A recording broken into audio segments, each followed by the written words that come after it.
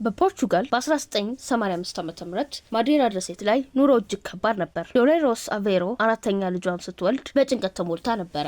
ቤተሰቡ የሚበላው አጥቶ ባለበት ሁኔታ ሌላ አፍ መጨመር ለሷ አስፈሪ ነበር። እንዲያውም ጽንሱ ለማቋረጥም ሞክራ ነበር። ነገር ግን እጣ ፈንታ ሌላ ነበር። ያ ያልተፈለገ ህፃን ወደዚህ ዓለም መጣ። ስሙም ክርስቲያኖ ሮናልዶ ዶስ ሳንቶስ አቬሮ ተባለ።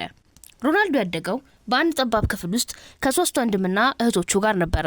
ቤታቸው ዝናብ ሲዘንብ የሚያፈስ፣ ክረምት ሲመጣ ደግሞ የሚቀዘቅዝ ምስኪን ጎጆ ነበር። አባቱ ዲኔስ አቬሮ የአካባቢው የእግር ኳስ ክለብ ውስጥ ልብሶችን የሚያጥብና ሜዳ የሚያስተካክል ሰራተኛ ነበር።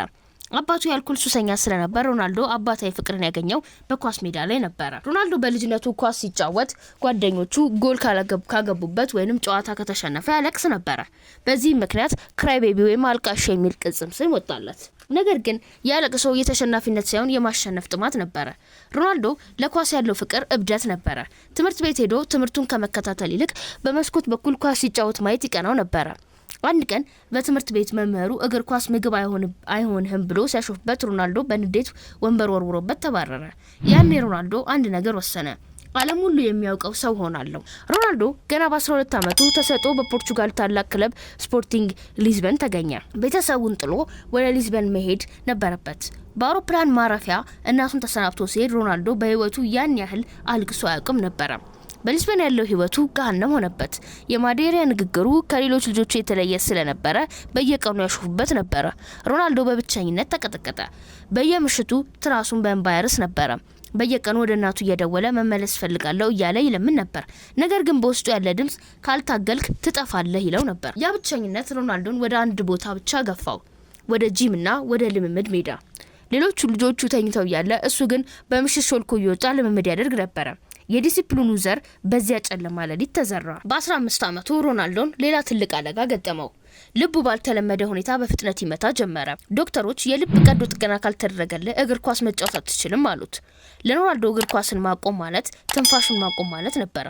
በወቅቱ ቀዶ ጥገናው ከፍተኛ ጥንቃቄ የሚፈልግ ነበር።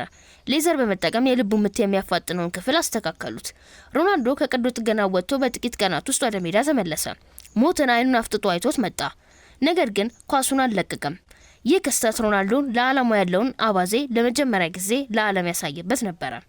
ነሐሴ 2003 ዓ.ም ስፖርቲንግ ሊዝበን አዲሱን ስታዲየሙን ለመመረቅ ማንቸስተር ዩናይትድ ለወዳጅነት ጨዋታ ጋበዘ። በወቅቱ የ18 ዓመቱ ሮናልዶ ቀጭን ጸጉሩ የነጣና ጥርሱ ያልተስተካከለ ልጅ ነበር። ነገር ግን ጨዋታው እንደተጀመረ ዓለም ተገረመች።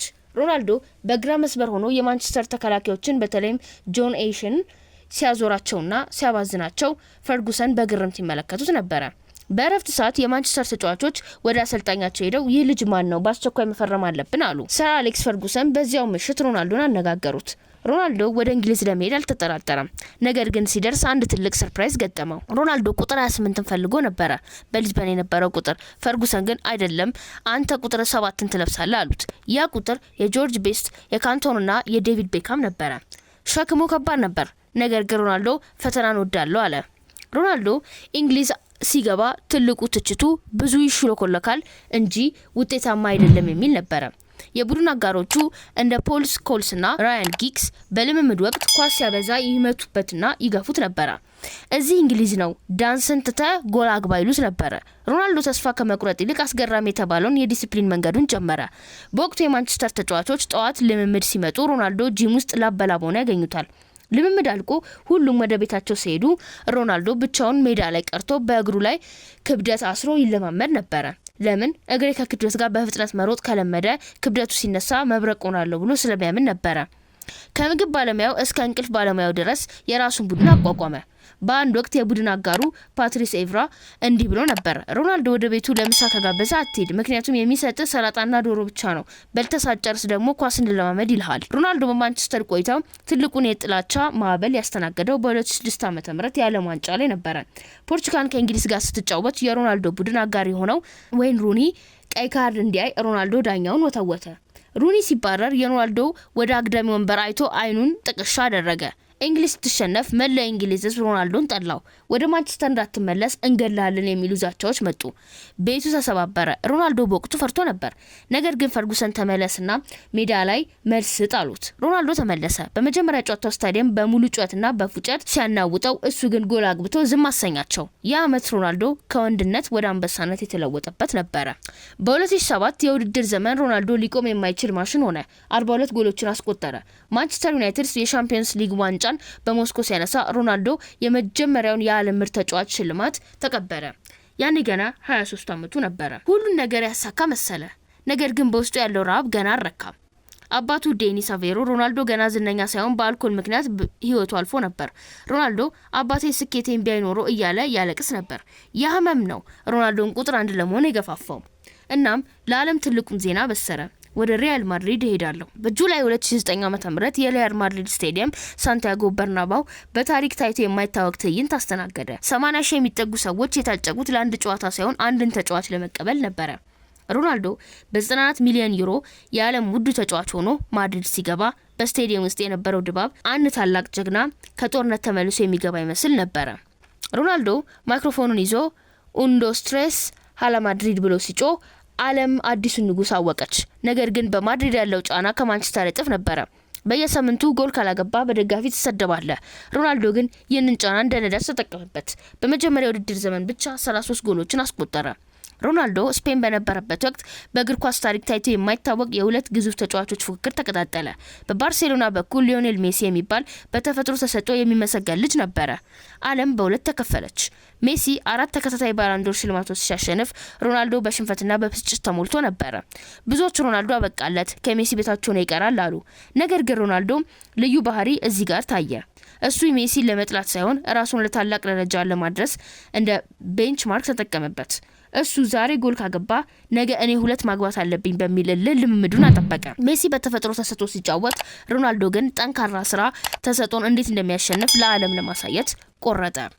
ሮናልዶ በማድሪድ ቆይታው ሰውነቱን ወደ ፍጹምነት ቀየረው። የስብ መጠኑ ከ7% በታች እንዲሆን አደረገ። ይህም ከፕሮፌሽናል ሞዴሎች እንኳን ያነሰ ነው። የሮናልዶ ቀን የሚጀምረው በከፍተኛ ልምምድ ነው። ከዚያም በበረዶ ውሃ መታጠብና በከፍተኛ የፕሮቲን ምግቦች ይቀጥላል። አንድ ጊዜ የሪያል ማድሪድ ዶክተሮች የሮናልዶ ሰውነት ሲመረምሩ ይህ የ33 ዓመት ሰው ሳይሆን የ23 ዓመት ወጣት አካል ነው ብለው ተገረሙ። ሮናልዶ በሜዳ ላይ ከ70 ሴንቲሜትር በላይ ወደ ላይ የመዝለል አቅም ነበረው፣ በአማካይ የቅርጫት ኳስ ተጫዋቾች የሚበልጥ። ይህ ሁሉ ውጤት የመጣው ከጂም እብደትና ከጽናት ነበረ።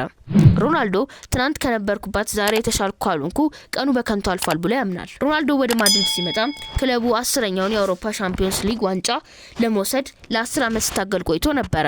በ2014 ዓ.ም ሮናልዶ ማድሪድን ወደ ፍጻሜ መርቶ ያንን የተናፈቀ ዋንጫ አስገኘ።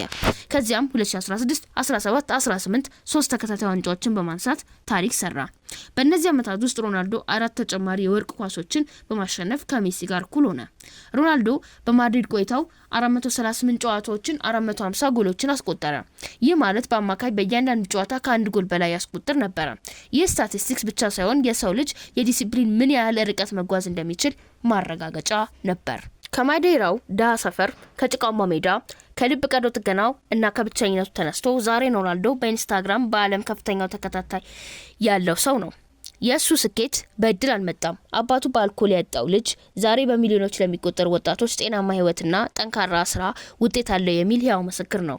የሮናልዶ ታሪክ የሚነግረን የትም ብትወለድ ምንም ይኖረ በራስ ላይ ፍጹም ቁጥጥር ካለህና ለዓላማ የምትከፍለውን መስዋዕትነት በዲሲፕሊን ካከናወንክ የማይቻል ነገር የለም። ክርስቲያኖ ሮናልዶ ደግሞ በድርጊትና በጽናት የሰው ልጅን አቅም ገደብ የሌለው መሆኑን በእርግጥ አሳይቷል።